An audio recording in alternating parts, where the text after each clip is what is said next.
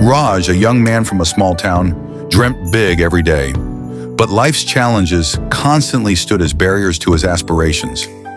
Raj is working in an old factory, his face reflecting exhaustion and despair.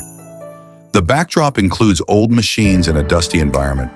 Raj is seen writing in a notebook, symbolizing his dreams. One day, Raj came across a book that could change his life. The first words he read were, "Your success is in your hands." From that moment, Raj decided never to give up. Raj is in a library picking up a book, his face glowing with curiosity and hope. The background includes shelves full of books and a calm atmosphere. Every morning, Raj woke up early to improve his skills and knowledge. His hard work and determination began to bear fruit.